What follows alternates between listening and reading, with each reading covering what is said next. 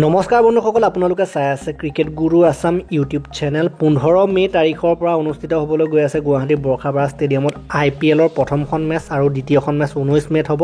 আৰু তাৰ আগত অসমৰ ৰিয়ান পৰাগ যি ৰাজস্থান ৰয়েলছৰ হৈ খেলে, তেখেতে এখন সংবাদ মেলক সম্বোধন কৰি বিভিন্ন ধৰণৰ কথা আলোচনা কৰে।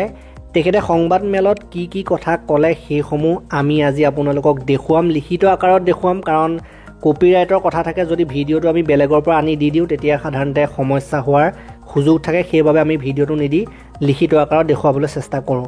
গতিকে চাওক কি বুলি কৈছে ৰিয়ান পৰাগে। ওপৰৰ কেইজনে যিদৰে খেলে আমি তাৰ মতে খেল চলাওঁ। তেওঁলোকে বেয়া খেলিলে আমি খেল চলাই আগলৈ নিওঁ আৰু ফিনিচাৰৰ বাবে খেল বনাই দিব লাগে। অপেনাৰে ভাল খেলিলে আমি মধ্যক্ৰমত সেইমতে খেল আগবঢ়াই নিওঁ আৰু নিজেই ফিনিছ দিবলৈ চেষ্টা কৰোঁ।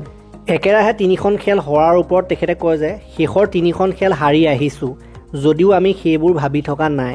আমি বৰ্তমান এইখন মেচৰ ওপৰতহে গুৰুত্ব দিছোঁ। বাকীবোৰ খেলত পিটছ বেলেগ আছিল, ইয়াতো বেলেগ, সেইমতে আমি খেলিম। নিজৰ জেগাত খেল হোৱাৰ বিষয়ে তেখেতে কয় যে নিজৰ জেগাত খেল হ'লেও মোৰ ওপৰত কিমান আশা আছে, মোৰ কাৰণে মানুহ আহিব, সেইবোৰক লৈ উৎসাহিত হৈ থকা নাই, কাৰণ তেনেকৈ ভাবি থাকিলে মই খেলিবই নোৱাৰিম। মোৰ মন কেৱল খেলৰ ওপৰতহে আছে। নিজৰ খেল সলনি কৰাৰ ওপৰত প্ৰশ্ন কৰোঁতে তেখেতে কয় যে আগৰ ছিজনবোৰত মোৰ যিটো খেলৰ শৈলী এতিয়াও একেই আছে।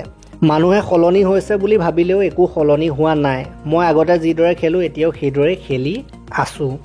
নিজৰ টিমমেটক কি খুৱাইছে বুলি প্ৰশ্ন কৰোঁতে ৰিয়ান পৰাগে উত্তৰ দিয়ে যে আমাৰ কেইটামানে গাহৰি খাই ভাল পায়, সেইকাৰণে তেওঁলোকক গাহৰি অনাই দিছোঁ।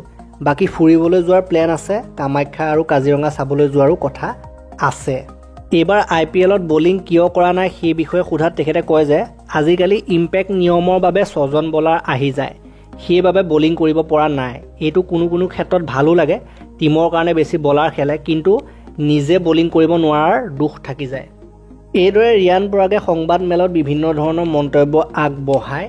এই ভিডিঅ'টো ইমানেই আছিলে। ভাল লাগিলে যদি লাইক কৰিব, শ্বেয়াৰ কৰিব। চেনেলটোলৈ নতুনকৈ আহিছে যদি ছাবস্ক্ৰাইব কৰি ঘণ্টাটো দবাই থৈ যাবলৈ নাপাহৰিব। তেতিয়ালৈকে ধন্যবাদ।